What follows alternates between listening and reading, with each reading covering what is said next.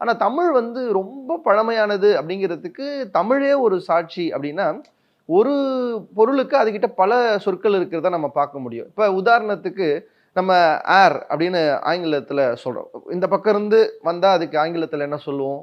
காற்று வந்தா ஏர் தான் சொல்லுவோம். இந்த பக்கம் இருந்து வந்தா ஏர் யார்? தான் ஆமா. சொல்லுவோம். இந்த பக்கம் இருந்து வந்தா எந்த பக்கம் இருந்து ஏர் வந்தாலும் யார் தான். ஏர் தான். ஆனா ஆ. தமிழ் அப்படி கிடையாது. கிழக்கிலிருந்து வந்தால் கொன்றை, மேற்கிலிருந்து வந்தால் மேலை, தெற்கிலிருந்து வந்தால் தென்றல், வடக்கிலிருந்து வந்தால் வாடைன்னு உருவமே இல்லாத காற்றுக்கு கூட திசைதோறும் ஒரு பெயர் வைத்திருக்கிறது என்றால் அது தமிழ் மொழி அப்படிங்கிறது இந்த மொழியினுடைய அந்த செழுமைக்கான ஒரு உதாரணம். அதே மாதிரி ஒரு மரத்துல ஒரு இலை பார்த்தீங்கன்னா கூட ஆங்கிலத்துல அது லீஃப் தான், அவ்வளவுதான். ஆனா தமிழ்ல அப்படி கிடையாது. பனை மரத்துல இருந்தா அது ஓலை, தென்னை மரத்துல இருந்தா அது கீற்று, மாமரத்துல இருந்தா அது இலை, இப்படி தளிர், இப்படின்னு அதுக்கு ஒரு பல பெயர்கள். வாழை மரத்துல இருந்தா தாள் அப்படின்னு ஒவ்வொரு உருவத்துக்கேற்ற இலைக்கு ஒரு பெயர் இருக்கு அப்படிங்கிறதெல்லாம் தமிழ் வந்து எவ்வளவு தொன்மையான ஒரு மொழி அப்படிங்கிறதுக்கு தமிழ்ல இருக்கிற இந்த சொற்களே ஒரு பெரிய சாட்சி.